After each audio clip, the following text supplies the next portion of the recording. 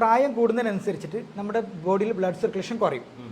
അതിപ്പോഴും പ്രത്യേകിച്ച് നമ്മൾ ന്യൂജൻ സംസാരിക്കുകയാണെങ്കിൽ നമ്മളൊക്കെ കാലഘട്ടം കഴിഞ്ഞിട്ട് വരുന്ന കുട്ടികൾ, ആ കുട്ടികളൊക്കെ വീട്ടിൽ നിന്ന് നടക്കാൻ തുടങ്ങുമ്പോൾ അപ്പനമ്മമാർ അല്ലെങ്കിൽ ഉമ്മമാർ ആ കുട്ടികൾക്ക് സോക്സ് ഇട്ട് കൊടുക്കും. അത് കഴിഞ്ഞിട്ട് ഷൂയിലേക്ക് വന്ന്, അതായത് ഭൂമിയായിട്ട് ഒരു കോണ്ടാക്ട് ഇല്ല.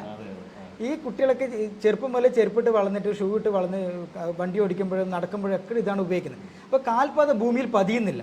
അപ്പോൾ കാൽപാദം ഭൂമിയിൽ പതിയുമ്പോൾ അതിൻ്റെ കോണ്ടാക്ട് മുഖേന നമ്മൾ കാലിൻ്റെ അടിയിൽ മസാജിങ് കറക്റ്റ് നടക്കുമായിരുന്നു. അപ്പോൾ ബ്ലഡ് സർക്കുലേഷൻ എല്ലാ ബോഡി പാർട്സിലേക്കും പോകും. ഇന്ന് അത് നടക്കുന്നില്ല. അപ്പോൾ അതുകൊണ്ട് എഗെയിൻ പറയുകയാണെന്ന് വെച്ചാൽ ഒരു സർട്ടൻ ഏജ് കഴിഞ്ഞാൽ ആൾക്കാരോട് ജിമ്മിൽ പോകാൻ വേണ്ടി പറയും, അല്ലെങ്കിൽ നടക്കാൻ വേണ്ടി പോകാൻ പറയുമ്പോൾ ആദ്യം അവർ പോയി ഒരു ഷൂ ആണ് വാങ്ങിക്കുക. ഷൂ മേടിച്ചിട്ടാണ് നടക്കാൻ വേണ്ടി പോവുക. ഓരോ പർപ്പസിനും ഓരോ ഷൂ അല്ലേ? സ്പോർട്സ് ആക്ടിവിറ്റിക്ക് ആണെങ്കിൽ ഇൻഡോറിലൊന്ന്, ഔട്ട്ഡോറിലൊന്ന്, റോഡിൽ ഇറങ്ങി നടക്കാൻ വരുന്ന, ജിമ്മിൽ പോയ മറ്റൊരു ഷൂ. അത് ആക്ച്വലി അതൊരു കൈൻഡ് ഓഫ് ബിസിനസ് ആണ്. നമ്മളതിന് കുറ്റം പറയാൻ പറ്റില്ല. മാർക്കറ്റിംഗ് നടക്കുന്നുണ്ട്. അപ്പോൾ ആ ഒരു ഇൻഡസ്ട്രി അത് നമ്മൾ മാറ്റിയെടുത്താം. പക്ഷേ നമ്മളിവിടെ സംസാരിക്കുന്നത് നമ്മുടെ കാൽപാദങ്ങളിൽ കറക്റ്റ് മസാജിങ് നടന്നാൽ ഓരോ ഓർഗൻസിലും നമ്മൾ ആക്റ്റീവ് ആവും. അതായത് നമ്മൾ ചുണ്ടൻ വിരലിൻ്റെ അടിയിലേക്കാണ് ബ്രെയിനിലേക്ക് പോകുന്ന വെയിൻസ് സ്റ്റാർട്ട് ആവുന്നത്. അവിടെ കറക്റ്റ് നമ്മൾ അതിന് മസാജിങ് നടന്നു കഴിഞ്ഞാൽ ബ്രെയിനിലേക്കുള്ള ബ്ലഡ് സർക്കുലേഷൻ പ്രോപ്പറാവും. ഓരോ വിരലിൻ്റെ അടിയിലും കിടക്കുന്ന നമ്മൾ കണ്ണിലേക്കുള്ള വെയിൻസ് ആണ്. ഈ കണ്ണിലേക്കുള്ള വെയിൻസ് അത് ആക്റ്റീവ് ആയി കഴിഞ്ഞാൽ നമ്മുടെ സൈനസൈറ്റ്സിന് ഭയങ്കര റിസൾട്ട് കിട്ടും. കണ്ണിൻ്റെ കാഴ്ചശക്തി കൂടും. ഇപ്പോൾ നമുക്കിത് ഏറ്റവും കമ്പയർ ചെയ്ത് സംസാരിക്കാൻ പറ്റുന്ന ഡയബറ്റിക് പേഷ്യൻസിനാണ്.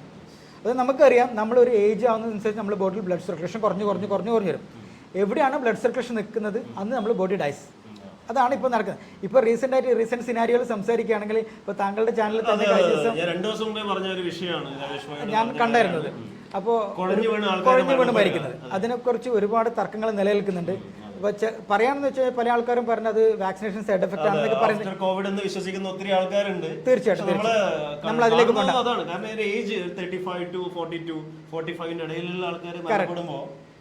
കറക്റ്റ്. അതിൽ നമ്മളറിയാം, ഇപ്പോൾ കന്നഡ ആക്ടർ പുനീത് രാജ്കുമാർ അത്രയും ഒരു ഫിറ്റ്നസ് ഫ്രീക്കാണ് അദ്ദേഹം.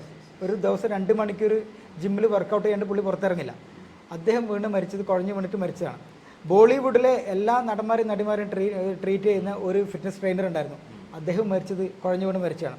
ഇപ്പോൾ ഏറ്റവും ആദ്യം നമ്മൾ പറശ്ശിനിക്കടവിലേക്ക് വന്ന ഒരു ട്രിപ്പ് വന്നൊരു ഓട്ടോ ഡ്രൈവർ, അദ്ദേഹം കുഴഞ്ഞു വീണ് മരിച്ചു. അതാണ് ആദ്യം കേട്ടത്. അപ്പോൾ അതിൻ്റെ കണ്ടിന്യൂസ് ആയിട്ട് ഒരുപാട് ആൾക്കാർ സ്ഥലത്ത് കുഴഞ്ഞു വീണ് മരിക്കുന്നുണ്ട്. അപ്പോൾ ഈ കുഴഞ്ഞു വീണ് മരിച്ചു കഴിഞ്ഞാൽ സെക്കൻഡ് ഓപ്ഷൻ ഇല്ല. കുഴഞ്ഞു വീണ് കഴിഞ്ഞാൽ ഇപ്പൊ അറ്റാക്ക് വന്നു കഴിഞ്ഞാൽ നമുക്കറിയാം, മുമ്പൊക്കെ എത്രാമത്തെ അറ്റാക്ക് സാധ്യതയുണ്ട്. അറ്റ്ലീസ്റ്റ് ആ ഒരു സാധ്യതയുണ്ട്. അല്ലെങ്കിൽ ഫസ്റ്റ് അറ്റാക്ക് ആണെങ്കിൽ സെക്കൻഡോ തേർഡോ നമുക്ക് സാധ്യത ഉണ്ടെന്നും പറയാം. ഇനി കുറച്ചു കാലം കൂടെ ജീവിക്കുന്നില്ല. ഈ കുഴഞ്ഞു വീണ് കഴിഞ്ഞാൽ അവിടെ തീർന്നു. അത് ബ്ലഡ് ക്ലോട്ട് ആവുന്നതിൻ്റെ റിസൾട്ടാണ്. അപ്പോൾ ബ്ലഡ് ക്ലോട്ട് ആവാണ്ടിരിക്കാൻ എന്താ വേണ്ടത്? നമ്മൾ സർക്കുലേഷൻ ഇമ്പ്രൂവ് ചെയ്യാം, വേറെ ഒന്നും ചെയ്യില്ല. അപ്പോൾ അതിന് നമുക്ക് ഒരുപാട് ആൾക്കാർക്ക് ചെയ്യാൻ പറ്റും. ഈ പൂഴി മണലൊക്കെ നന്നായിട്ട് നടന്നു കഴിഞ്ഞാൽ നമുക്ക് അതിന് ഇമ്പ്രൂവ്മെൻറ്റ് വരും. സാധാരണ ചെരുപ്പിടാണ്ട് വീടിന് പുറത്ത് നടന്ന റിസൾട്ട്. പക്ഷേ അൺഫോർച്ചുനേറ്റ്ലി നമ്മളാരും അത് ചെയ്യുന്നില്ല. അപ്പോൾ അതിനൊക്കെയുള്ള ഉത്തമ പ്രതിവിധിയാണ് ജാക്മാറിൻ്റെ ഈ ഫുഡ് മസാജർ.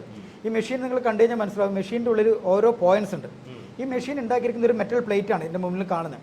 ഈ മെറ്റൽ പ്ലേറ്റിന് മുകളിൽ ഈ പർട്ടിക്കുലർ ഒബ്വിയസ്ലി ഈ മെഷീന്റെ പുറത്ത് കാണുന്ന ഓരോ പോയിന്റ്സും നമ്മുടെ കാലിന്റെ അടിഭാഗത്തിലെ ഓരോ പ്രഷർ പോയിന്റ്സ് അനുസരിച്ച് ഡിസൈൻ ചെയ്തതാണ്. അപ്പോൾ നമ്മൾ കാൽപാദ മെഷീനിൽ വെച്ചിട്ട് മെഷീൻ ഓൺ ആവുന്ന സമയത്ത് ഇത് ക്ലോക്ക് വൈസും ആൻറ്റി ക്ലോക്ക് വൈസുമാണ് റൊട്ടേഷൻ ആവുന്നത്. അപ്പോൾ ഈ ക്ലോക്ക് വൈസും ആൻറ്റി ക്ലോക്ക് വൈസും റൊട്ടേഷൻ ആവുന്ന സമയത്ത് നമ്മുടെ കാല് കറക്റ്റ് പ്ലേസ്ഡ് ആണെങ്കിൽ ആ പർട്ടിക്കുലർ ഏരിയയിലേക്കുള്ള ബ്ലഡ് സർക്കുലേഷൻ ഇമ്പ്രൂവ് ആവും. ഒരാൾ 10 മിനിറ്റ് ചെയ്യേണ്ട ആവശ്യമുള്ളൂ. ഒരു ദിവസം 10 മിനിറ്റ് ചെയ്താൽ മതി. പക്ഷെ ഒരാൾക്ക് ഇത് ശരിക്കും ഹെൽത്ത് ബെനിഫിറ്റ് കിട്ടണമെങ്കിൽ അവർ ഒരു 1 മന്ത് ആയിട്ട് ചെയ്യണം.